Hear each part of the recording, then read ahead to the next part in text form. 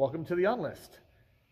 Today's going to be another video where I talk about the online fragrance community because I have had a very unpleasant experience as of late, and I feel like we need to cover this ground. I've already covered other areas where the online fragrance community gets a little bit nutty.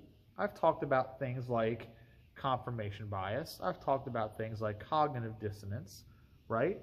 I've talked about things like gatekeeping, okay? About batch code obsession. I've mentioned all these things. And, I think one important thing I left out when talking about them, or maybe I touched upon it, is pedantry. Hence the title of this video, Pedantry. What is pedantry? Well, it applies to everything. It's basically an obsession over minute, oftentimes insignificant details. When you completely obsess over insignificant details to the point that you cannot be satisfied with what someone else says or does if they don't cover exhaustively every last little detail of a given topic, whatever it is, action or undertaking, okay, if they're discussing something. If they don't completely and exhaustively cover every possible angle or detail about whatever the subject is, a pedant will get upset. Furthermore, a pedant will see a statement as incorrect because it fails to mention an often irrelevant detail. So it's not enough to state that Barack Obama, for instance, was the president of the United States. That's not enough. The pedant would go a step further and say, well, you didn't mention which number president he was. You didn't mention the fact that he served 2 terms, and you also didn't talk about the fact that he was the first African-American president. You just said he was the president, so you're incorrect. You didn't mention all those things, so you're incorrect. And then you're just sitting there looking at them like, but where is there in that statement? Where therein is stating that Barack Obama was president as factually incorrect? Where in stating that is incorrect? The number president he was, his race, the number of terms he served, anything he did in office, the year, all of that is completely irrelevant to the fact that he was at one point the President of the United States. All those other details are nice to have, I'm sure, if you want them, but they're not necessary to justify or back up the statement you made that he was the President, right? So that's pedantry right there in a non-fragrance context, just so you understand where I'm coming from, right? The thing is, when I get up here on my little soapbox and I talk about philosophy and I talk about social dynamics and the way people argue and logical fallacies, I discuss stuff like ad hominem attacks and straw man arguments and, appeal to intelligence, which is usually a logical fallacy, or appeal to authority, a greater authority, whatever. These are all logical fallacies that are used disingenuously in arguments, right? It's good to know about them. You typically learn about them when you do college debates, right? But a lot of people in the fragrance community sling them around. And it makes them feel pseudo-intellectual and makes them feel above you. And then they talk down to you from their place of superiority. And since you're not aware of the logical fallacies, you kind of just go with it, right? And then pedants do the same thing. So it's not enough to state that your fragrance is older than someone else's. You need to actually mention the manufacturer, the period. You need to know the EAN UPC number if it has one. You need to know what kind of recycling symbol is on the box. You need to know what the address of the designer house was. You need to even know the UTIF number, right? And then decipher the batch code and have all that evidence laid out before someone in strict, exacting detail, or else you can't make the statement that your bottle is older. Right? That's what a pedant will do to you. They'll ask for an exhaustive list of details. They just won't look at your fragrance bottle and then take one quick look on Google and compare images and go, okay, that definitely looks old, right? That looks different than current ones do. The current ones don't look like that. Okay, we're good. That's an older bottle. No. They want you to pull receipts. And not even just some receipts. They want all the receipts. So like I said, just having one of those things is not enough. Just saying that you've got a Schulten or Jacqueline Cochran bottle of Pierre Cardin is not enough. They want to see everything else too. And I'm like, you can clearly look at this, unless you're so paranoid that you think people are like forging images with AI or something, doing deep fakes on perfume bottles. That seems like a waste of resources right there to get like Stable Diffusion or something to do a deep fake on a bottle of Pierre Cardin when you can buy a deep vintage of that fragrance for like $20 because there's so much of it out there. That's a waste of time. But that's what pedants do, guys. That's what pedantic people do. And it's a problem.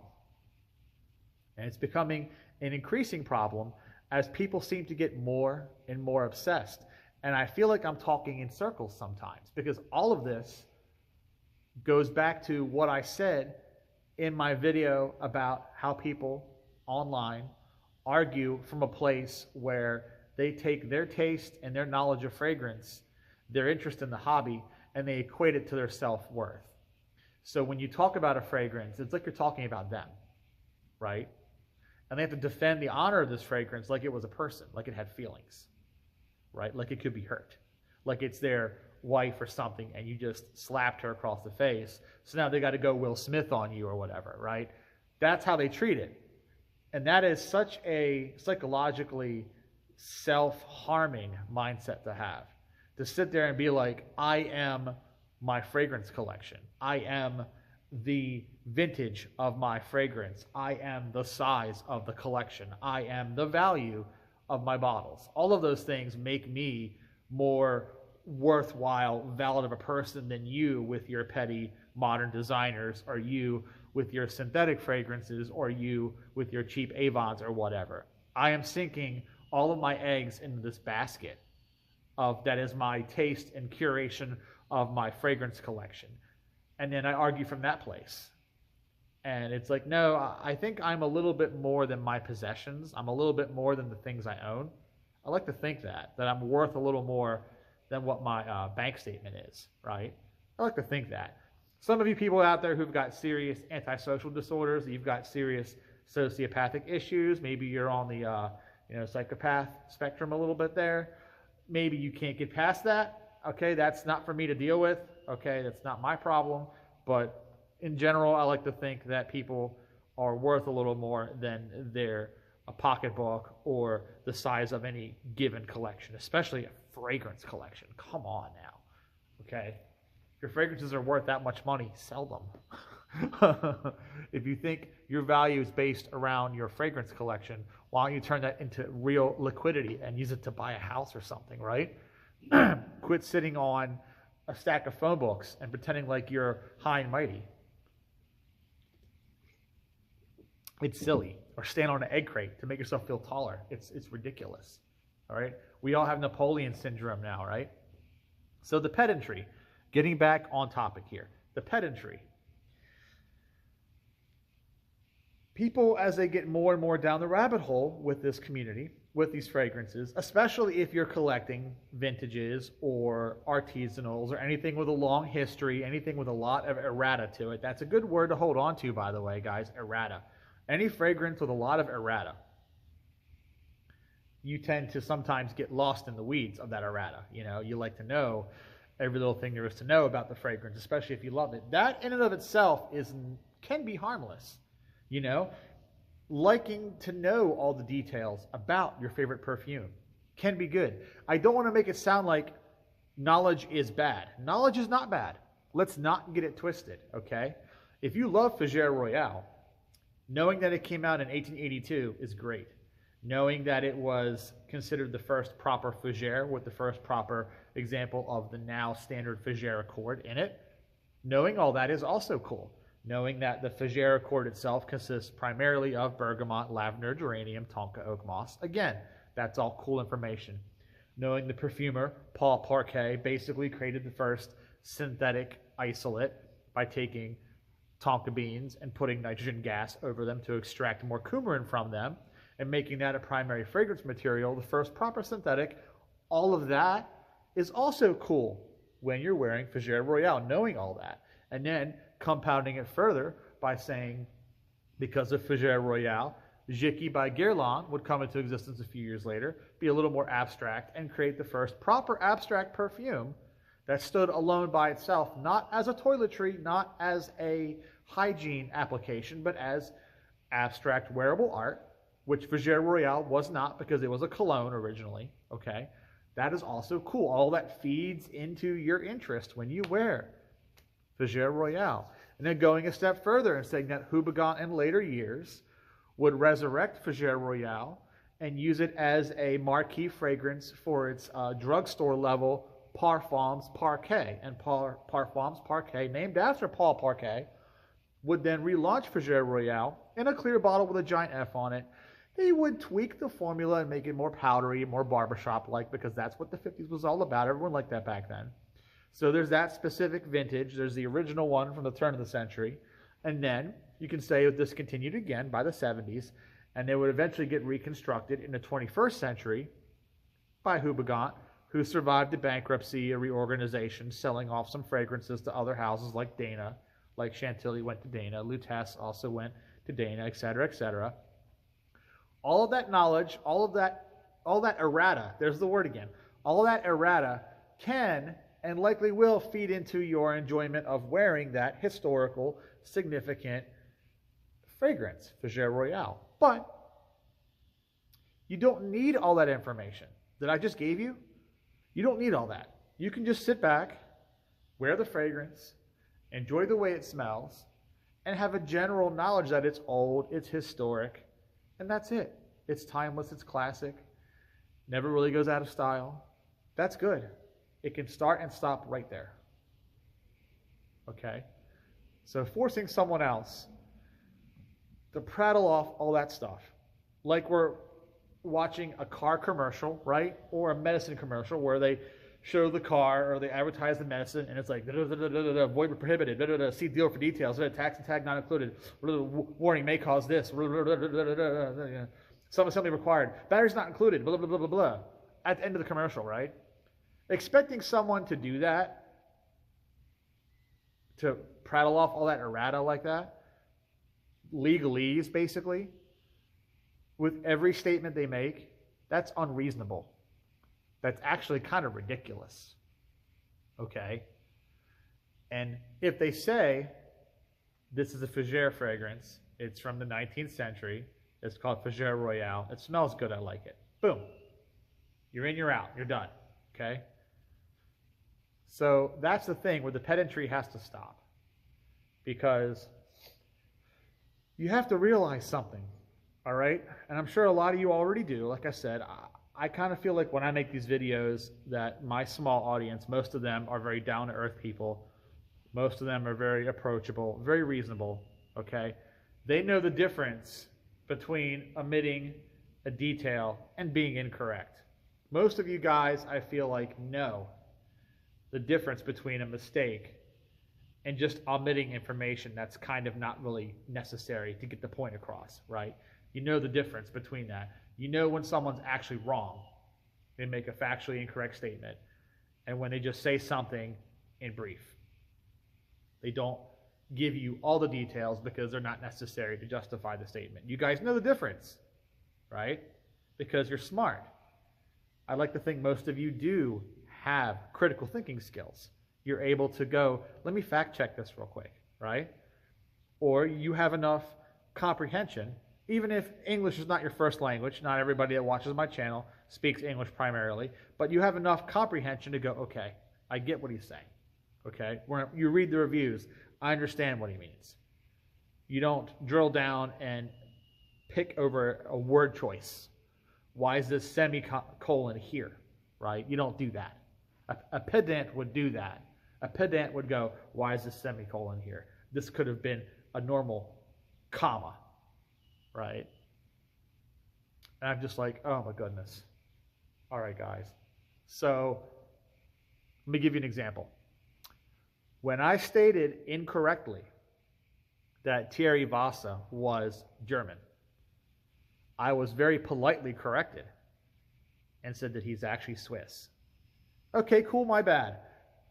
I told the person I'm not going to remake the video because that's just work that I don't want to give myself since I'm not getting paid to do this, right? This is free.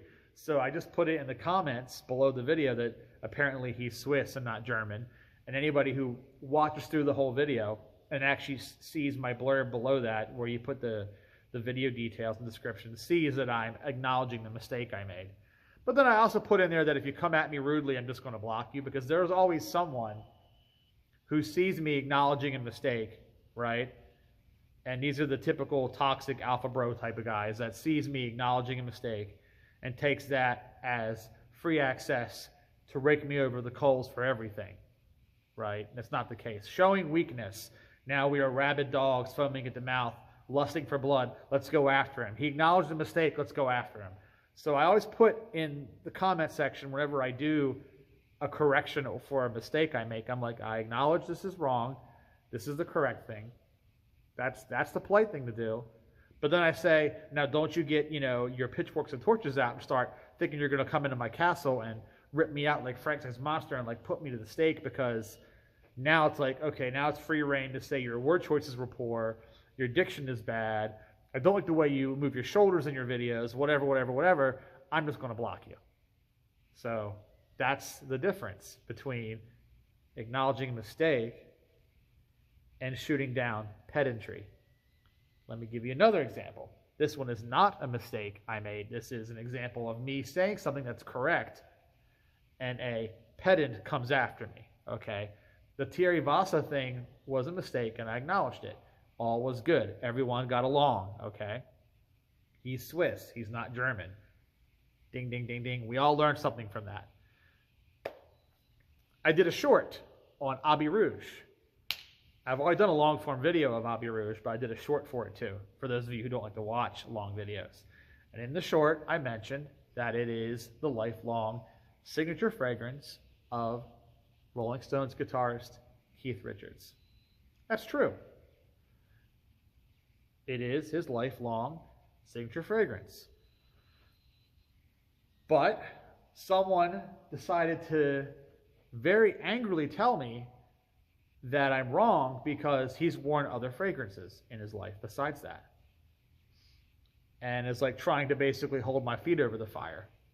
Like I should feel bad for saying something without mentioning that you can have a signature fragrance for most of your life from the year you discovered it when it came out, in this case 65, right? When Abbé Rouge came out.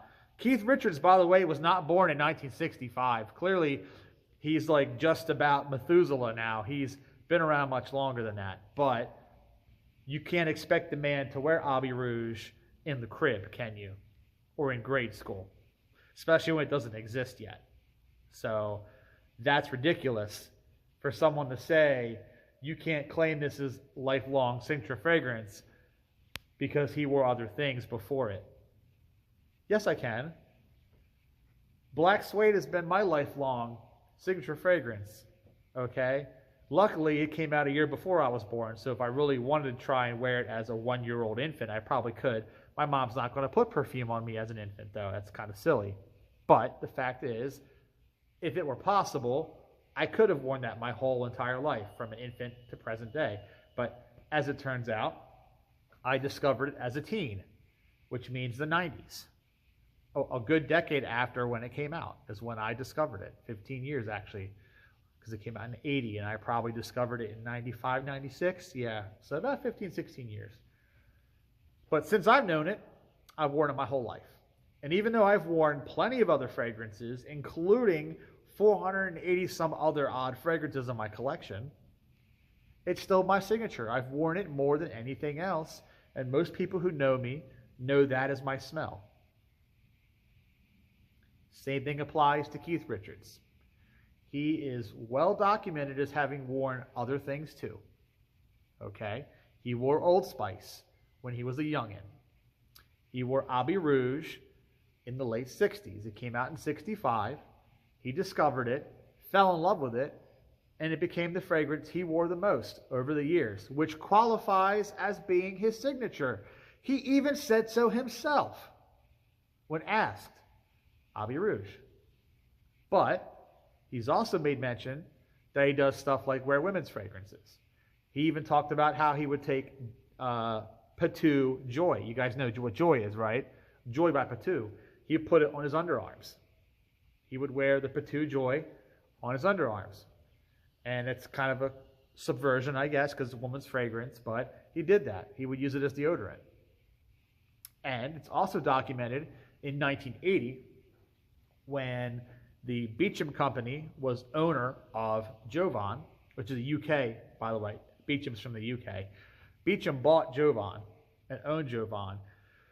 Beecham sponsored the Tattoo You tour, Rolling Stones' Tattoo You album and the subsequent tour. Okay, they sponsored that tour, and one of the things they made members of the Rolling Stones do is wear the Jovan Musk fragrance. Now, all of them had to wear it, but Mick Jagger is the one who was known for wearing it because he wore it the most, and he was also the most congenial of the bunch, the most extroverted. He did all the interviews and such, so everyone smelled it on him. Keith Richards, yeah, he's talked to fans and stuff, but he's kind of a little bit more in the background. Usually the mouthpiece of the band, the big flapping lips, is Mick Jagger, right? He's the front man, of course he is. However, because I didn't mention any of that, right? I didn't mention any of that. I just said lifelong signature fragrance. Oh, I'm wrong. I am so wrong. I'm completely wrong because I didn't mention that he also wore this and also did this and also did this and also did this. And I'm like, no, that's And this is someone who actually has followed me for a number of years on all my platforms. And then for them to suddenly and so violently rebuke me like that. Well, I'm going to unfollow you now. And, oh, you're just, it just, all this stuff I'm not going to repeat because it was all really bad. It was all really inappropriate. I had to hide the comments, clearly. So I'm like, wow, okay. I triggered you, I guess. All right, go touch grass. Go off. I don't care. We weren't friends. So it's not like, thanks for the years of patronage. So long. Thanks for all the fish. Whatever. I don't care. But that's what I'm talking about, man. That is pedantry. You don't need to do that to people. All right? Because the fact of the matter is, this is all free information. Okay? And if it's incorrect, we'll correct it. If it's not incorrect, but we omitted something that you wished we had mentioned, that's tough titty. That's just tough. Okay? I mean, consider the alternative, guys. Before I wrap this up, consider the alternatives. All the grifters and all the shills and all the confidence men and all the slick back hair and fancy suit and ties and the weird looking orange spray tan people put on there to try and sell you stuff. That's the alternative. People who flat out lie to you. Flat out, intentionally, sometimes pathologically lie to you in order to get clicks, to get subscriptions, to sell you stuff. That's the alternative. So you should be going and yelling at them for being disingenuous, for being bad faith, for doing all this stuff with the intent to profit off of your deception. Go after them.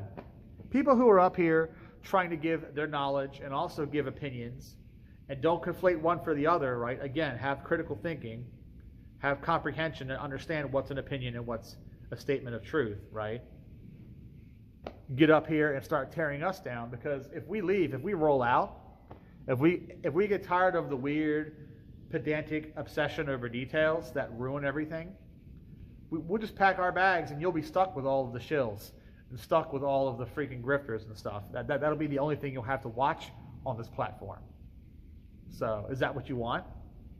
I don't think so.